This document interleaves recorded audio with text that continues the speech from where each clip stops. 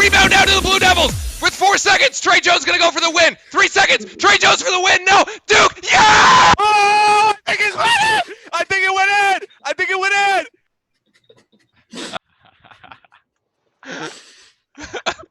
Good morning, everybody. And that is the mood this morning here on this beautiful Sunday.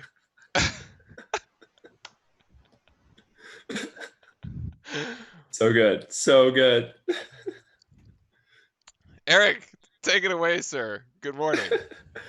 Good morning, everyone. It is a glorious Sunday morning. Wow, we are here with the Duke postgame report brought to you by Relive Sports. As usual, I am Eric Russman. With me is Martinovich. Martinovich, call us in shock and in awe. Justin Luciali is not here today. I saw that Zion Williamson is currently out in the NBA with a sprained ankle, and Justin couldn't make it today. Coincidence? I think not. Oh yeah, he probably got called up to the pros. But we have a special guest today joining us. Ritz, you want to introduce him? Yeah, well, as some folks probably watching on the broadcast know, his Fran is back with us after the call of the game last night. Still in shock. So I still have no idea what happened. I have no idea what happened. It's like 2 or 3 hours of my life that just completely blanked out. I mean, it's basically, I absolutely agree with that. I think this is sort of the sentiment amongst most Blue Devil fans as well. Here's the one after, what is this? This is during overtime. You got some Blue Devil fans on the floor. Yeah, that's me. That last shot went up, and at that ball was in the air, and I literally blacked out. I didn't remember what happened. Did you do one of the ones where you're just and then you fall on the floor? Yeah, because you jump, but you're watching the TV, and it's, of all the basketball I play, this is the one time I don't spot the landing, and I just end up on the floor, and I'm like, this is okay, and there's just celebration. I'm like, I don't even know what's happening. People are just collapsing around you. I mean, you want to talk about, the fall after the adrenaline rush? It's insane, and we're not even the ones playing the freaking game. It's unbelievable. I honestly feel hungover this morning, and I didn't even drink. Yeah, it's unbelievable. I mean, it's such a ride, dude. I had a doctor's physical exam last Friday, and he was like, he's like, oh, do you work out? And how you doing? I was like, yeah, I work out 3 times a week, and I also watch 2 basketball games a week. So yes. I'm in great cardiac shape. Yeah, well, you definitely need one after that one. Oh man, we have a Go Duke in chat this morning early. Skylark. I don't know. He says Duke may have a rough time against Florida State. Maybe we got a game tomorrow. They got it. Yeah, they got to get their act together. Partying only can party one night. Celebrate. Yeah, I mean it's a short turnaround. Yeah, I mean we could talk about that. How that's going to be. I mean this is going to be an incredible turnaround. I mean, the amount of energy and emotion that they had to pour into this game against UNC. I mean, it also went to overtime. I mean, that's another 5 minutes of high intensity basketball, and you get 1 day of rest and celebrate, and you got to turn around and strategize to play Florida State. I mean, it's crazy that this is a turnaround this quick. So I mean, it's going to make Monday night a little interesting. But man, last night was crazy. Yeah, you were talking about the roller coaster. I pulled this. This is from Ken Palm, actually, the stats. This is Duke's win probability. Wow. I pulled this off the Twitter. Duke's win probability throughout the course of the game. And so the bottom is North Carolina, and the top is Duke. And right here, basically, at the 3-minute mark, more or less, this is 5. This one is 5 up here. Let me pull out the Epic Pen. Duke's win probability was down at 2.3%, which I think is actually higher than our win probability from the Louisville game last year. Yep. Yes. It was, right? Okay, so that just shows you how bad Carolina is. Here's the 5-minute mark. There's the minimum win probability, somewhere around 3 minutes or something. I mean, so not as well. We pulled Louisville off, and then we pulled this one off. I mean, I would say this chart is precisely reflective of my emotions. Yeah, Oh, yeah. because then you get this craziness that goes here, and then we're on this 5-0 run, and then Carolina goes on this 9-1 run. It looks like a you have like a patient on the table whose like heart is slowly dying, and then all of a sudden like right then they just get this like the guy comes in with a paddle and Defibrillator. Oh my god. All right, well, let's relive the moment, shall we? So let's I just would love to. let's go through this. I put these highlights together and we posted the highlights on their YouTube. I still don't know how we won. I still don't know. I still can't figure out exactly how we won this thing. If I could actually find the highlights, that would I be. can't wait to find out how we won.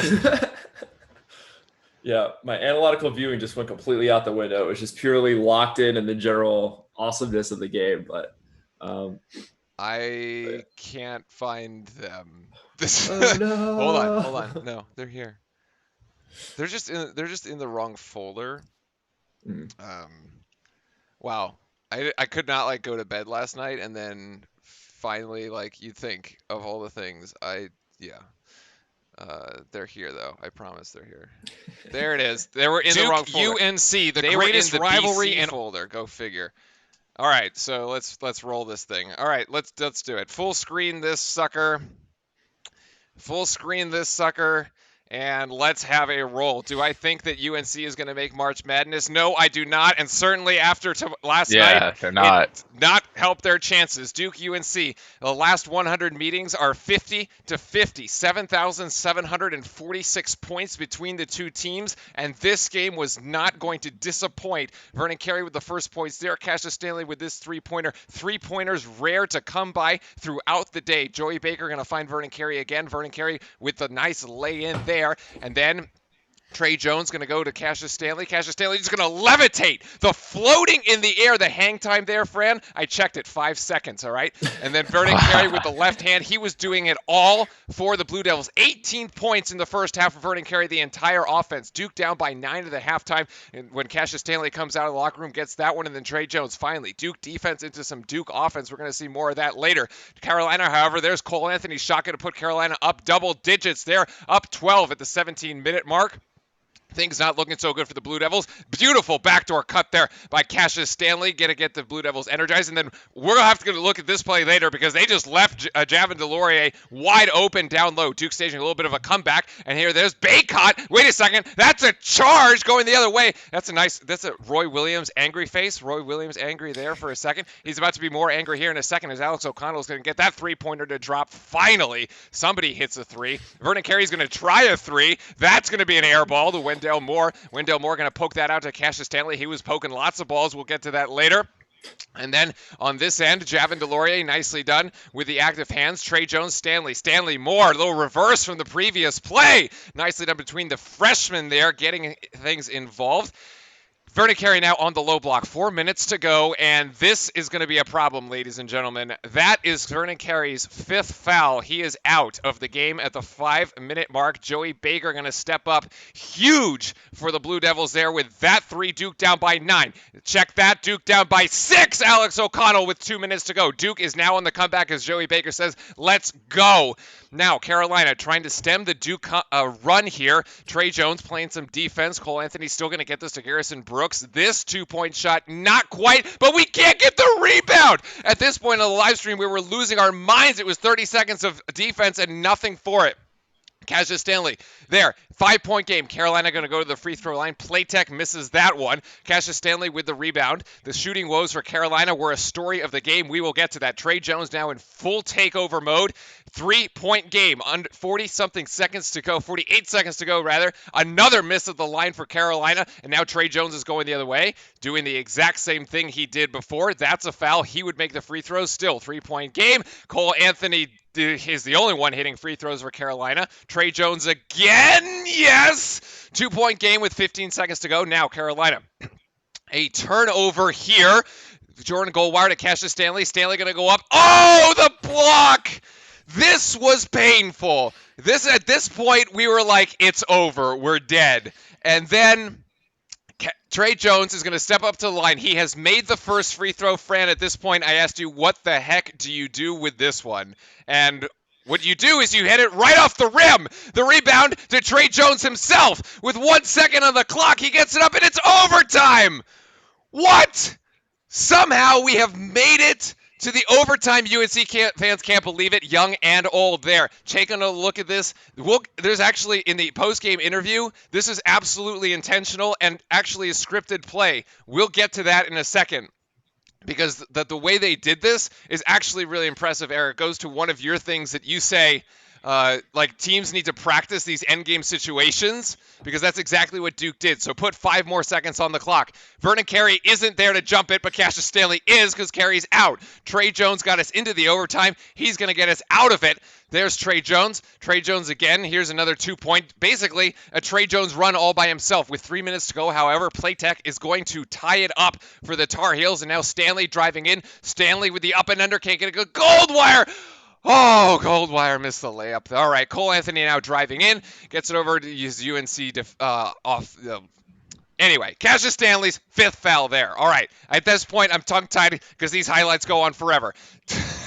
Joey Baker with the steal. Trey Jones still can't get it to go. At this point, Carolina is going to go on a 9-1 run here, crashing the boards. They were crashing the boards all night long. Carolina by 3. 40 seconds to go. Cole Anthony driving again. Can't get it to go. Nice block by Baker there. Goldwire going to get this one out to Wendell. Wendell's going to find Baker. Baker for 3. Is it going to be possible? No! Oh, from the same exact spot from the Austin Rivers shot. Doesn't get that one to go. Cole Anthony makes the free throws. It's a 5-point game with 20 seconds to go. Duke's trailing again. And then Trey Jones with the and one. That's exactly what Carolina didn't want to do. Now Trey Jones misses this one. Out on Carolina. Ball now inbounding Duke. Trey Jones to Wendell. Wendell just goes in. Ooh, way too easy there for Wendell. With 12 seconds to go, it is a 1-point game. Carolina now trying to inbound. Carolina and turnover. Maybe a foul here. Maybe a foul here. We'll talk about this play as well.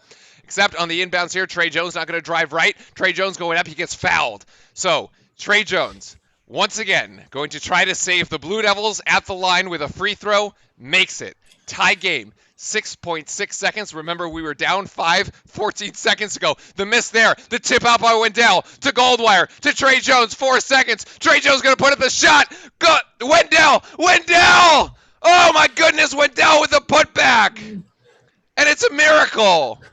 The miracle at Chapel Hill. Unbelievable.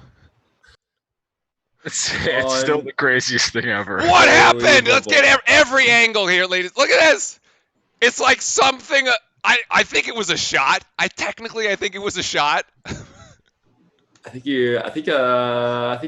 Yeah, this is tough because you could this is a really good alley oop.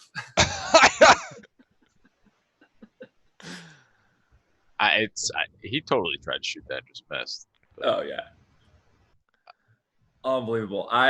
Even on there's the shot before that and we end up with the ball. I was scared because there was like, you kind of see it. There's like 4 to 3 seconds and like it looks like Cole Anthony's almost gonna get it when there's that long rebound. And I was like, oh my god, if he just gets this and just like runs down the court and it's an SF Austin disaster. It's a layup to like win the game by like 1 point or something. I would just been so mad on just some stupid long rebound after Jones missed the free throw. But oh my god, like that was so crazy. I mean, thankfully, like there was some parts where like UNC like shot very poorly from the free throw line at times and like gave us a lot of opportunities. It's like they were just trying to give it to us. I mean, UNC played that. I think that was the best that I've seen them play. This entire season. I mean, they came out and they gave us their all, and they had players show up that hadn't been playing well this season. Cole Anthony's playing well. I mean, he dropped over 20 points on us again. But yeah, I mean, we had some trouble with their big guys a little bit. And, especially once Carey fouled out, I thought it was amazing that Duke was able to play that long without him and handle their bigs. We did some creative stuff by playing like zone on defense and having Wendell Moore and Cassius Stanley guard bigger guys than them, which is like really tough. But it also then like switched around where Cassius Stanley and Wendell Moore were then able to just drive by right by those big guys, which is why we saw so much scoring from them down the stretch in the game. But I mean, I was just impressed that like our guys could have like we could have had one of those games where we just kind of break down and trying to give it away towards the stretch, but they just kept fighting. And I mean, just totally led by our captain Trey Jones with the composure and the clutchness at the end. I mean, like the Austin Rivers shot, from years ago was crazy, but if you kind of look at it, it's crazy that he shot it over like Tyler Zeller, 7-footer. But like you look at it, it's like he's literally just there dribbling around the whole time, decides to shoot it. Like Trey Jones had to like expertly miss this free throw, get it himself, and then turn around and make a clutch shot. Like, I mean, it's unbelievable. This one's going to be just like legendary. I mean, that was one of the craziest finishes I've ever seen, and two crazy finishes in regulation and overtime. Unbelievable. Yeah, I gotta say, I think the coolest part of it was the fact that it happened twice in one game. Pretty much like the same exact scenario happened twice, which is just kind of unheard of. And I've that scenario of it going off the free throw or getting rebound off the free throw is just absolutely incredible. I've never really seen that happen. And one really interesting thing, I'm sure we'll get into it, is that Coach K has a set on all of those free throws. There was only one Duke player on the line to rebound the basketball. Typically there's two, but he only has one there that goes for the tip to be able to tip the ball back out to the backcourt. And that also avoids UNC to be able to get a fast break and end the game, kind of like what happened in SF Austin. That's just kind of neat to look at. I'm sure we'll see it in the video. So this is here. I'm going to throw this up, and I think the audio is on for the folks. Yeah, so the audio should be on here. So this is the post-game interview with Trey Jones. Listen what he says. Me and Coach Shire have talked about that exact moment. He told me it's probably best to take a couple steps to the right, so it ricochets. And in practicing it, I felt like it comes out to the same spot every time. So, I mean, just preparation. I feel like God just watching over it. You stepped to the free throw line again with 6 seconds left, able to tie the game. So I agree with the God part. But Eric, so here's you say. And when we get into tournament time, I feel like you text us this all the time where you're like, teams really need to practice their like 3/4 court or half court shots and like actually make it like a thing because like you can actually like win games when it comes tournament time. And so here you have like the most improbable, like why would you ever practice doing this sort of like scenario, right? And it comes like lo and behold, like it comes actually into play here. Mm-hmm. But I mean, absolutely, and it's if you think about it, I mean, it's a round basketball hitting a tiny round rim. I mean, to be able to like know where that ball is going to bounce exactly, it's round in itself as a piece of metal, and it's also round in this shape. So hitting it at any given thing left to right changes the angle it's going to kick back horizontally and the angle of your shot. I mean, to be able to know reasonably where that ball is going to go is unbelievable unless you practice it and like give yourself the best possible chance. So I actually think it's a great tip that he kind of alluded to that I had never thought about, because I would think you just be in your normal position and just kind of like, try to aim it a little bit. But he's actually just like step to the right. So you give yourself literally that best chance to kick it to one side. Yeah. So Fran, you were going to say, but let's actually look at the play as I pull it up. Go ahead. No, I think this is actually, so playing basketball and having played basketball, this is something that you just kind of as a basketball player will like mess around and figure out on your own. I always remember in like high school and stuff, we'd always have these scenarios and be like, yeah, how do you like get it back to the rim? And what he actually does here, it's like maybe, I mean, I'm sure that Duke does practice it, but also at the same time, like look where he actually does step. He does step to the right. And then at the same time, like these are just things like you do as a basketball player. Like you mess around when you're on the court, you're like, let me see if I can just throw it off. So he's clearly done it before and he's practiced it. So it's gone through his head and it's pretty much exactly spot on. You're literally supposed to throw it to the front of the rim. Like that's exactly what you're supposed to do. And it should come pretty much right back towards you. And it does do that exact same motion. It's genius. But it's just actually executed, which you typically don't ever see. Here's the really interesting part of this. So this is his normal free throw, okay? And we have the ability to draw, so we're gonna do it. So this is his normal free throw is here. That's where his right foot is on the normal free throw, right? This is the free throw in the overtime. So that's quote unquote the normal free throw. This Actually, it might not line up for us perfectly. Actually, it Oh, does. you can see it. Yeah. Because his left foot is now aligned with that. You can see it, the A in the ACC logo. He's Yeah. a full like several inches over. Yeah. So there's the left foot with the A, and then that's the normal one. And So to he's just like think about definitely it, moving. yeah, and to think about it, just as Eric was kind of saying, it's two circular like points that you're trying to get into the basketball hoop. If you're moving your shot to the right, shooting it somewhat kind of normal, it's going to come off the front part of the rim, because if you're swishing it every time, if you move to the right, it's going to hit the rim and come off. And that's exactly what he's doing here. I never thought about moving your feet. It's just a really genius idea. Coach Shire, of all people, the free throw shooting guru. The other thing that I want to point out is that on that free throw, the second one, there's only one Duke player rebounding for it. This one? That's the first one. Okay. Here's the first one. And then the second one, only Oh one yeah, more person's comes there. out. Yeah, And yeah. then on the other one, to get into overtime, it was the same thing. Oh, you know why they did it? It's because they do it for the backcourt, so you can get the tip back. Yeah. Because what happens is when you do that, right? So automatically the two UNC guys, they're gonna be like, because a lot of times when you're in the free throw lane, right? Like you always like pick like the guys will be like, oh yeah, like one of the sets there's 4 UNC players. One of those sets they always talk, and one of those top guys has to pick who's gonna like box out the shooter, right? And usually it's kind of like a judgment of like which pair could like needs to like pinch one of the offensive players, or like which solo UNC defender can just like box out his own man. So by taking the man out, the Duke player out, it basically guarantees that the top UNC guy is going to be the one that's going to launch himself to try to like box out Trey Jones, but at like the free throw section, which is exactly what happens. And so you're saying Playtech, you want this move? Yeah. Right. So like normally they would probably look at this situation and like, like 30, the bottom guys, like UNC players they're both going to box out, but the two top guys like Playtech and the other guy, they're going to talk and be like, one of them's going to get the shooter. One of them's just going to help pinch the other guy. Right.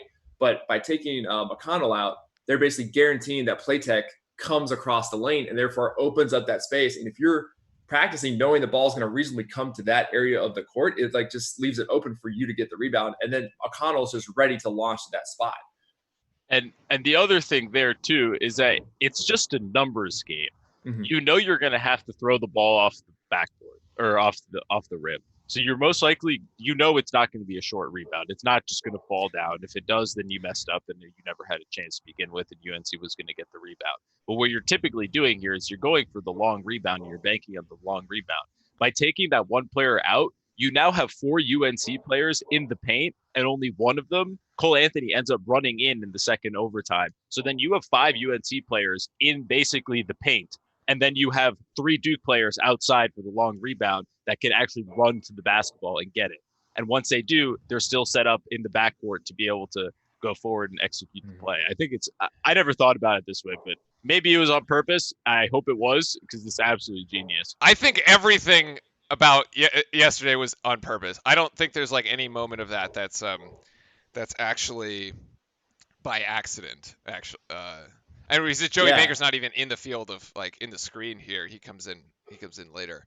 Yeah, but it's also you have your highest jumper there, right? So all he has to do is just jump and tip it. And that's like, as a basketball player, that's a huge difference. It's a really big difference when you yourself are just going for the tip and somebody else is going for the rebound. All you have to do is just get there and hit it backwards. That guy's trying to get 2 hands. It's harder to do that, and it takes more time.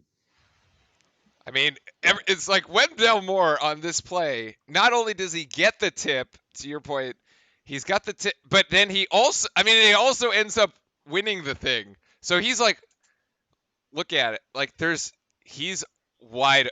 He's like over here, and all the UNC players, 1, 2, 3, 4, 5. Mm-hmm. Yeah, and see, this comes down to, this is like this shows you that, I mean, even like Alex O'Connell is kind of, he's getting open in kind of that position. Like Wendell Moore actually, if he had like cut, like it's happened so bang fast, but like, there's a lane for him to even cut for like a pass or something. Yeah, but I mean, I know I think it closes a little bit, but UNC is just like, oh crap, Trey Jones has the ball. He just made this shot. Like they're swarmed. Like all 5 of them are trying to guard just him. I mean, O'Connell's wide open. I Yeah. didn't think about this. Yeah. Unbelievable. That's crazy. It still just blows my mind. In those unis too, those unis are so cool. Those are the coolest uniforms ever. The best uniforms. I was thrown off by him a little bit. The silver on the back was really weird, and this is what I was telling you, like Fran yesterday. It was like really hard because there's no numbers on the front of them. So I was like, yeah, exactly. I was trying to figure out who the UNC players were at the first half of the game, and I was like, yeah. oops. I know that these players they know the guys that they're playing against and stuff. It just like reminded me of like sometimes when I play like intramural basketball and there was like a I don't know, I was in like environmental school, so we always made sure that we snagged these like green ones that had numbers on front and back, but other teams got these like crappy like red mesh ones that never had numbers on the front. It was always super confusing when you. I know the ones you're talking about. Yeah, you'd be like guard that tall guy, guard the guy with the blue shorts, and just like a little chaotic on defense. But this one. I wanted to dive into this play here as well with you guys because I thought when you like Fran, you're saying I don't know if that was an accident or not. This is why I think that most of the stuff that happened in this overtime is not an accident. And it starts with the defense on Cole Anthony here at the 12 seconds when Carolina has to inbound this ball. And basically what's going to happen is Cole Anthony is the only one on Carolina that was actually able to hit his free throws down the stretch at all throughout the game. Carolina shot something like 50% from the free throw line, but Cole Anthony actually had a very good percentage. So the key here was to keep the ball out of the hands of Cole Anthony. Because whatever you did, you could not let him inbound the ball. So Cole Anthony is right here being guarded by Jordan Goldwire. Here, let's make that a little bigger. And then what's going to end up happening if we slow this down is that they're actually going to hand him off. So they're not guarding the inbounds at all, and they're going to hand off here in this man between Goldwire, who's going to start with him. Cole Anthony's going to cut, and you can see Goldwire is like doing this thing to tell Trey Jones that, hey, by the way, Cole Anthony's trying to cut up. You got to go get him. mm-hmm. And as a result, the inbounds is instead, I think that's Playtech there on the side. And so Cole Anthony is denied the inbounds, and there's an overhead look of this here in a second.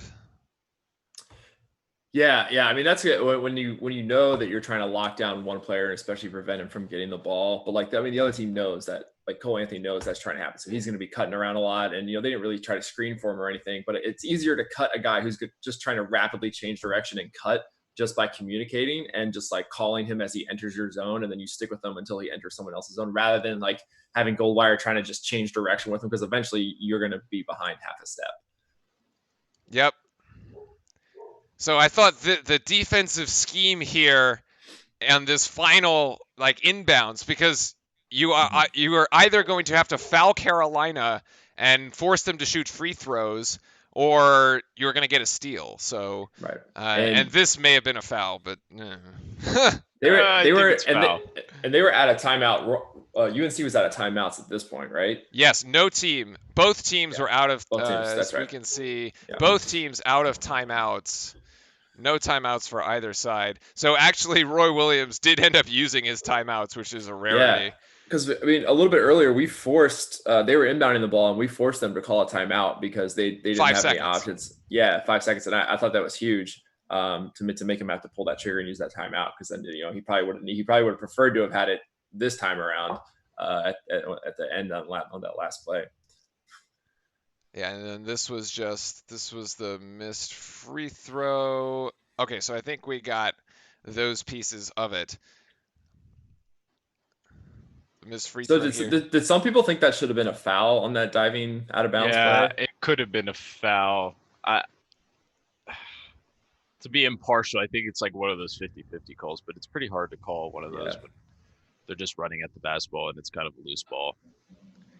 In either case, even if it was a foul, I mean, you would have sent Playtech to the line, and Playtech hasn't hit anything. So he was the one that just went up to the line and missed. Yeah, So who I think knows? you generally kind of notice in the especially in these Duke UNC rivalries that on plays like that is you get it's weird, you know, it's just because it gets close to end of regulation. There's a lot of more no calls that seem to pop up, which you know usually just infuriate both fan bases depending on which way it goes. But I feel like they usually just like let stuff happen. Like there was even one where like towards the end when like when Cassius Stanley kind of came under the basket. He got a pass and like him and kind of got like, you know, blocked or whatever. And you look at that and like he definitely gets like hit on the arm, which should have been him sending him to the line. But, you know, it was so close and, you know, such a wild little exchange and play that they did a no call on that one as well. They just like let them play it. So, I mean, they throw in these no calls, but I think they try to average it out. I mean, they just want to let the guys play. So it could be frustrating when there's no calls, but like, you know, it's better than getting a call that's wrong. So. Quick stat check. The other storylines is we got killed on the boards. Yeah. 51 for Carolina, 42 for Duke.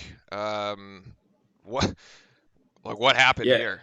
Yeah, I mean, especially in the first half, a lot of those they had a lot of offensive rebounds. They had a lot of second chance points. So even when we were playing defense and getting them to miss a bad shot, they were getting like the rebound got them in better offensive position, and they were able to score faster off that. And that was one of the big differences that we fell behind early. That and we had a couple of turnovers that they were capitalizing on. I think overall they ended up with more turnovers just because they blew it down the stretch a little bit more. Yeah. Especially into overtime. And again with them missing free throws. But yeah, I mean, like they were a little bit bigger than us. You know, I think so. We ended up with more points in the paint just because we had a little bit of distribution. They shot a couple more threes. Yeah, I mean, we just struggled a little bit on the rebounding, and I think we get some of those rebounds, or you know, and then easily the first half is very different, and we could have been up by a few points, but we found other ways to work around that deficit. Chris, do you have the stat on how many 3-point shots were attempted to made? Yeah. Just in total between both teams? 7 of 30. Oh my god. The 3-point percentage was pathetic. So bad. Pathetic for both teams. I don't think I've ever. That's someone's got to get it. That's got to be one of the lowest I've ever seen in a college basketball game, or in basketball in general. 7 threes. Nobody wanted to. I mean, Duke can usually could make seven threes a game, like on its own. And like just since Boston College, we've had like issues with shooting three. Duke's overall percentage from the floor down in the 40s actually. 42% from the field, 22% from three. However, our free throw shooting 76.5%, and we shot 8 of 9 in the first half and 14 of 18 in the second half. There's an interesting stat here actually, which it sort of epitomizes this entire thing, and it's Duke coming into the game, clutch free throw shooting. In Duke's 12 games where the final margin was 15 points or less, which last night counts, the Blue Devils are shooting 75% at the free throw line in the final 5 minutes of those games, or overtime. We shot 76. So, like, we've actually been able to make free throws down the stretch. Yeah. Unlike Carolina's free throws, which were at 55%. Yeah, which is it's a good trend. I like that. You know, if that starts backing up into, you know, the rest of the game, that'd be nice, but make things a little bit easier on us. But yeah, I still think it's just crazy that like, you know, a full game in overtime and we only led for like, what does it say, 1 minute and 53 seconds. The first time we took the lead was the second time we took the lead in the game was the second time, and the first time was when we were leading 4-3. Yeah, absolutely. Duke led for 1 minute and 53 seconds. Yeah. Last field goal. Duke we have overtime, led 0. We lead for an eternity now. We're always in the lead. So I think I think it was at the Boston College game, they threw up that stat about the in the last 100 games it was tied 50-50 in the exact same points. And like, I think I texted Ritz and Justin. I was like, I could have swore that like when they always kind of like reference that or something, or what the current score like matchups, wins and losses is and the score is. And I was going back all the way to the last time we played last season against them, and I was like, I swear it wasn't like tied. And then, obviously one of the teams won that game. So like, how is it tied right now? And then I realized it's just like a sliding scale of like, they're like 100 games. It's just like a nice number. Oh, they just So keep like, moving the 100. yeah. And it's like, yeah. So like now it's like, so like now you can't even look at it. Like you shouldn't even view it now as like, cause like now out of the last 101 games, we're up one game and up by, 1 point or 2 points or whatever. But actually, if you slide that to 100, like then you have to go look what happened 100 games ago in like probably like 1970, early 80s maybe. It's 2 games and a then year. and like Yeah, like approximately. approximately. So like actually, if you slide that scale, it's like for next swing, it like when they start amping up the matchup in March, it looked like I'd have to go back and look at that game. I didn't have time to do it, unfortunately, but like it almost could be like, oh yeah, Duke is actually only up like it's tied again, wins and losses, or we could be up by 2 wins, and like the point difference could be like 10, or say we could be like, oh, Duke is actually down by 10 because say if we got beat by 14 No, points. but in that case they would say over the last 102 games. Yeah. They just like try to make it as close as possible. Exactly. You need the contrived media storyline. Yes, exactly. It's data manipulation. Yes. What's the other crazy stat? No, I think we're good on the stats actually. So I have a statement from Justin. He left us a statement since he could not be here, and it sort of like kind of wraps this whole thing up actually. So he says, overall, a poor week of Duke basketball. Boo. Of course, that's how he opens when he doesn't have his face on the camera. He's not wrong. Oh man. He says we came away with an extremely exciting win over UNC, and I love watching UNC lose, but really struggled with both BC and UNC and made pretty poor players look good. There seemed to be a disconnect on defense and poor communication. My hope is we fix this and reestablish ourselves as a top 5 defense. However, there is value in winning extremely close games, and with both of these winning plays from the missed free throw and the rebound, that is Coach K ball. This is our boys just wanting it more. Yeah. And we don't get that effort if there isn't team unity and commitment, which is unbelievably key moving forward. GTHC, let's go Duke. All right, so yes on the everybody's committed and together, but if they were trying as hard as they were in the last 5 minutes of that game, we would have blown them out by like 20, 30 points. And I'm pretty sure I said that on the broadcast to you too. You did. It was like the last 5 minutes. I'm like, we're playing like out of our minds right now, like trying way harder, getting to every single ball first. It was like, where was this for the last like 20 minutes, 40 minutes? So we've been sitting here and looking at like it looked like a dud of a Duke team, to be honest with you. But if you had that, they turned it on. I'll give them credit, but they should have turned it on a long time ago. Behind the hair. Yeah. Most of the sentiment I saw, like I said, from fans was like, it's like, oh man, UNC came out of the gates. They're playing above their abilities they've showed earlier this season, and Duke is playing down to like kind of their like UNC's former level, and like that's why they were pretty much up by 10 on us for a long time. But yeah, like literally, if they played like that at any time earlier in the regulation, it would have been a very much different game. So I'm hoping that like our players now see what we can actually do when all this effort comes together, this team unity, with these great coaching. Like that play working has to at the end of the game has to just like throw all their faith into Coach K and stuff, and hopefully they take the positive takeaways and just kind of like keep that rolling the rest of the season. Because if they put it all together like that, like how they played at the end of this game, then we're gonna do great things the rest of the season. Yeah, I agree. Totally and agree. There was one thing I said at the end of the broadcast was that I hope there's benches that burn tonight in Durham. But Eric, you have a news story on that. Yeah. Somebody actually said this to me, because we're not on campus anymore, and so we gotta follow our little like news sources, like the Chronicle or whatever, and stuff on Twitter. But yeah, apparently on campus, some students did attempt to burn a bench last night. They dragged one out from, I think it's like a selective living community that kind of has a place pretty close to the main quad. But unfortunately, or I guess standard is Duke University only gets permits or permission to burn benches for 4 games a year. And it would be when the Duke and men's teams play UNC at home, so in Durham, and then if either the Duke or women's basketball teams are in national championship games.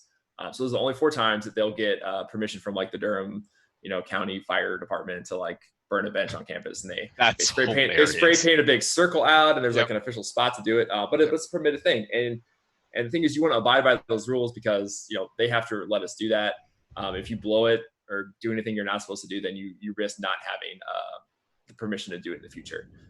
So they dragged out a bench, and Dean Sue, who I believe is she's in charge of. There's an organization called the A Team, and it's actually a mix of like students and like faculty and some staff members, administrative staff members.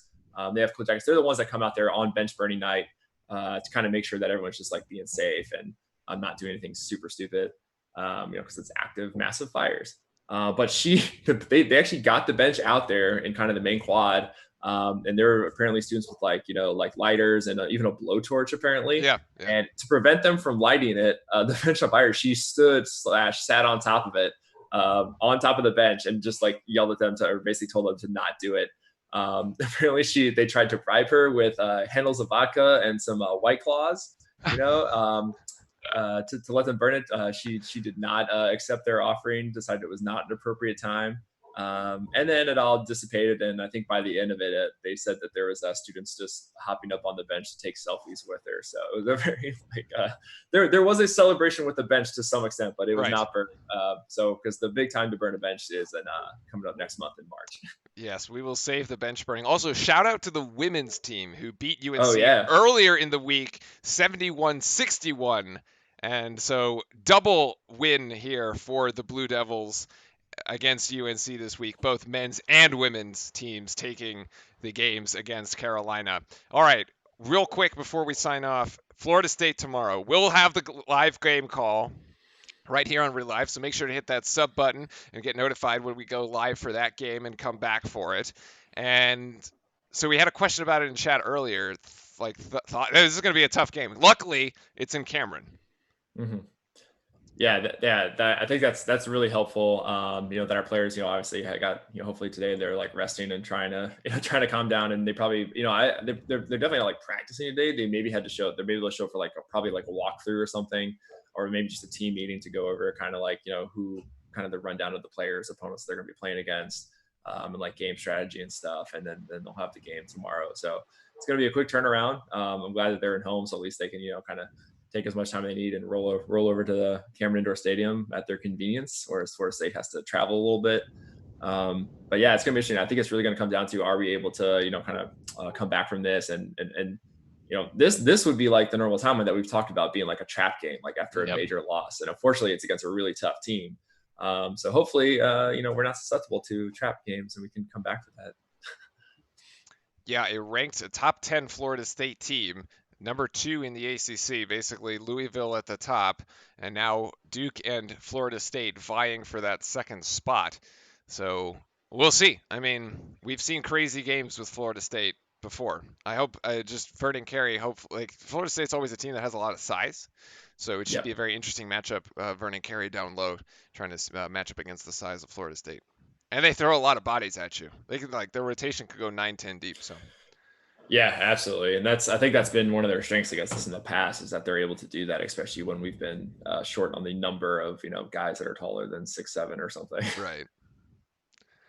All right, ladies and gentlemen, we are going to go ahead and end it there. We will leave with one final look at the final play again, perhaps. I would love to see it again. Right. So let's pull that up there, and here's our final play. And Trey Jones here. Wendell! Oh my goodness. So good. So good. So good. So it's good. It's just so good. It's just unbelievably good. So amazing. I love your reaction here. It's like, I think it went in. I think it went in. Oh, you can hear it? Yeah. He's like, I think it went in. I think it went in. Seems like it did. All right, ladies and gentlemen, that's it for us here this morning on the Duke Post Game Report. Have a great rest of your Sunday. No more NFL football. By the way, Eric, you were right. I was wrong. Go Chiefs. Playmaker. My homies got it done. Well done. And by the way, I think the best thing I saw on Twitter this week, besides like Duke stuff, outside of Duke stuff, was my homies at the Post Malone concert. Oh, did you see Mahomes throwing the pass to the guy in the crowd? That one too, and the Parade? guy with the crowd Yeah. gets hit with the parking meter. Yeah, his Twitter's been popping off. There have been a few people that are like, "Oh, you're gonna have a tough week this week with all the drinking." And he's like, "Yeah, but I also went to Texas Tech, so." Yes, that was the other one. It's a great response by Mahomes. I love it. He seems like a great individual, great personality to carry forward sort of this mantle in this new era of the NFL. In any case, all right, that's it for us this morning here on the Duke Post Game Report. We'll be back tomorrow night for Florida State. It's a 7:00 tip-off on the East Coast, 4:00 here on the Pacific Coast. We'll have it live. We'll have the game call live for you right here on Relive Sports. Otherwise, GTHC, go Duke. Go Duke, go to Hill Carolina.